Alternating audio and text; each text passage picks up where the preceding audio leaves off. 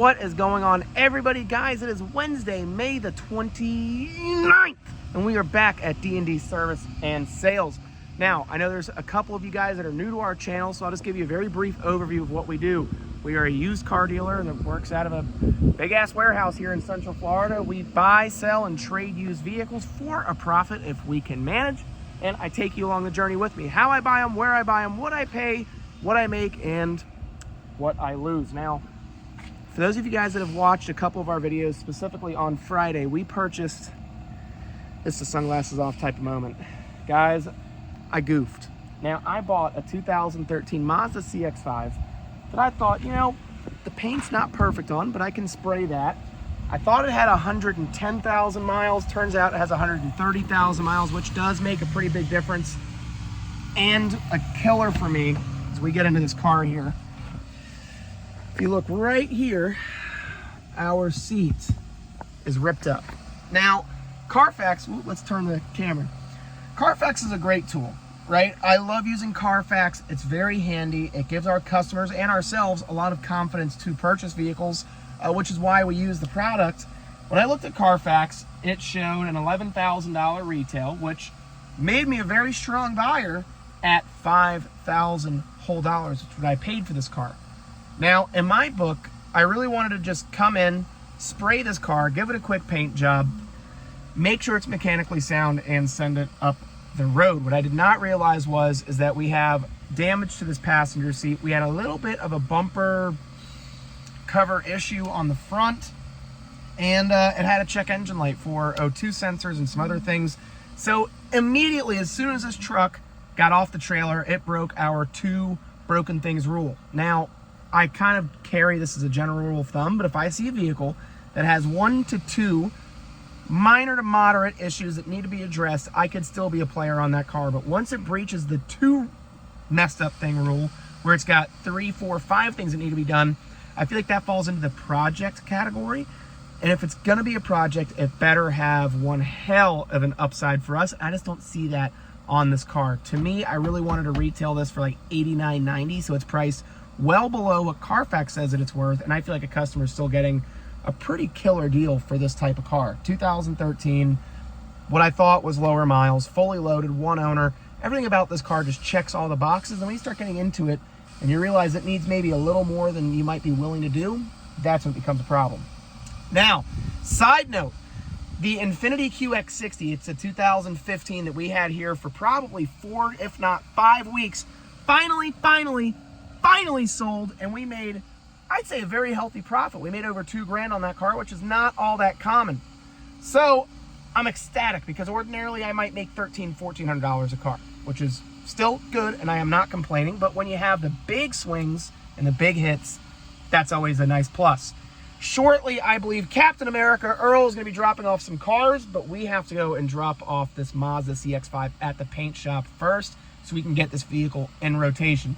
So guys, if you haven't already, make sure to hit that like button, smash the subscribe button, and ring the notification bell so you get all of our daily uploaded content. Every day I work, I post just for you. And if you have any suggestions on what we could do differently on this channel, please. I know I sound like a vicious used car dealer sometimes, but I'm really not. This is my channel, and it's just me taking these videos. My arm is right here, and the camera is what you're seeing.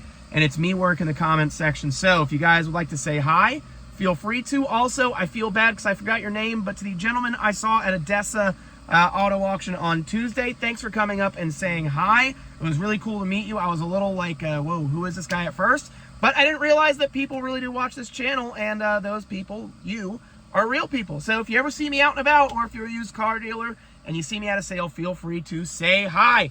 So guys, let's get the day cranking. We got a couple of cars getting delivered. This thing's got to go to the paint and body shop. And then we're going to see if we can make some more moolah, so stay tuned. And with the power of YouTube magic, our cars are here. Now, first up on this chopping block here is our 2000. Let's take a nice little angle back. So this is the car that I decided that was worth paying a little bit up for. One owner. Oh yeah, we got good rubber. I mean, the thing is nice, honestly. It's clean. The seats look nice. Armrest is still in good shape, which is a big thing that kind of fails on these. The seats are nice. Headliner's clean. It is not a sunroof car, which is honestly a good thing if you can imagine. Seats are all in really good shape. See if we get a nice little startup. Let's see here. Let's see. Take our key.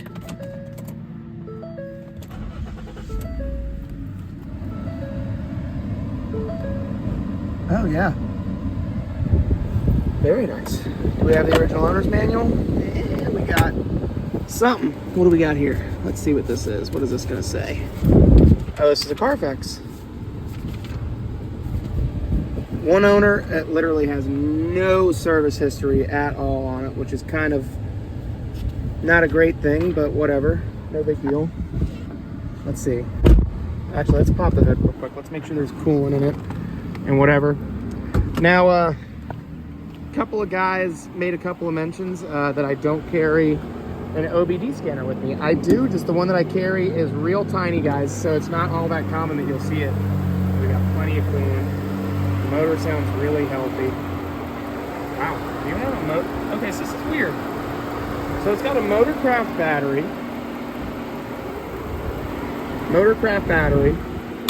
But it's only got 2 service records on Carfax. That's our one little blemish right there. So I wonder if this person bought this and they worked at the dealership, like in the service department, and maybe they just did the work on the vehicle themselves. Because, I mean, you would think that if somebody does all their own work on their car to save money, they wouldn't go and put a Ford battery in it. At least I don't think so. We got a couple of bolts in there. Oh, these are all license plate bolts. Okay. That's different. That's gonna go right down there. I'd say it's high time to go and drive this beautiful Ford Edge. Oh man. You don't even feel this thing going into gear. The suspension's all tight. Oh, we've got 0 miles until empty, so I know where we're going. We're going straight to the gas station, and hopefully we don't run out. So far, so good. As you guys know, these are kind of like my favorite flavors of vehicle to buy. Yeah, so far, I mean, like no suspension travel noise, no nothing. Unlike our Lincoln MKS. Now, unfortunately, that MKS I've been driving has a lot of suspension travel noise, but it's just one of those things. It is what it is. Yeah, this is nice. Really clean car. So we own this for right around $6 grand, all said and done. My honest opinion is that I'll probably end up putting this up for like 80, 89 is probably where I think is a fair price for this vehicle. You know, it's a 2012 I'm looking at the dash right now. 136,862 is our exact mileage as of this very moment, with good tires, clean interior, no major paint blemishes, no interior blemishes, and seemingly a very, very, very smooth ride. So I think $8,900 is a fair price for a vehicle of this stature. I think so. You guys let me know in the comment section down below, though, because you hear what I sell cars for.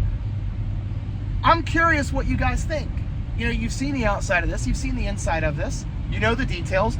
Would you think this is a halfway decent deal if you saw it online? I'm genuinely curious, so please let me know in the comments, do you think I'm out of my mind on this price? I don't think I am, because I really do think that I got a great deal on this car, and I'm going to pass that deal on to somebody else.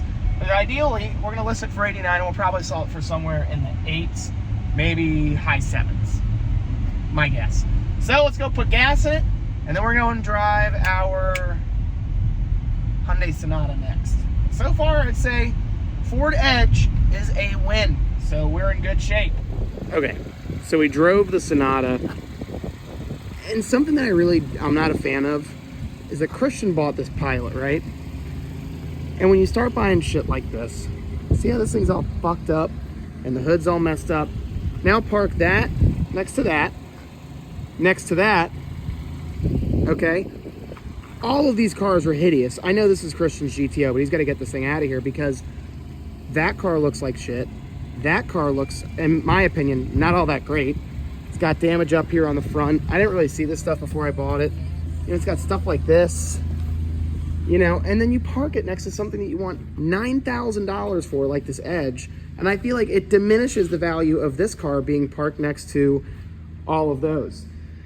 Now this is the BMW that we got. Now to be fair, I'm a little rough on myself, but like say take something like this. This Subaru is old, right? But it's clean. It's a nice looking, sorry, I gotta take the long way around here, guys. But say take something like this Subaru. Is it old? Yes. But it's at least clean. The body's clean, the interior's nice. And then this is a BMW that we paid $2,000 for. Don't get me wrong, maybe I don't know. I don't know if I did a good thing or a bad thing yet. It drives fine, guys. It's just, there's no AC in this car and it's hot as balls trying to drive this thing. You know, this car will clean up and it'll be nice. But, I don't know. I just don't like the look that it gives. Like, these kind of crappy, crummy looking cars all parked next to each other. It just makes it look like you're selling nothing but junk. Is the Pilot nice? For what it is, yes, that Pilot is nice. Is the Sonata nice? For what it is. I don't really know if I like selling them for what they are. They're good cars. That's just not my flavor. The Edge is one of those things you don't really need to explain it. Like, it's just a nice car. The BMW, you know, it's clean, so I'll give it that. But I mean, the BMW is clean and it runs good, so that's a plus. The Grand Cherokee is clean, it runs good, it's nice, but it's expensive. That's almost 10 grand. This old Subi, you know, it's a good car for what it is. You know, it's at least clean. It's just, you buy a lot of that stuff and it starts sitting around and it makes everything else that you have kind of look a little crummy, in my own opinion. Now, bad news is that the Ford Expedition that is out at Odessa was not allowed to be released to us because of a technicality I'm paying. That's going to be a problem that I solve tomorrow. No big deal. So what we're going to do now is we're going to clean the Edge, try to get it posted before we leave for the day, because that's what we do around here. We don't let grass grow underneath our feet, and then we're going to be done for the day. So I would say overall, the ones that we got, I'd say we did pretty good. So guys, I appreciate each and every single one of you watching. Thank you all so much. Tomorrow we are absolutely going to have to hit AutoNation Auto Auction in Longwood to try to beef up our inventory before this weekend hits. So hopefully we'll make it happen. Guys, in the meantime, be well, stay safe, and until tomorrow's video, ciao.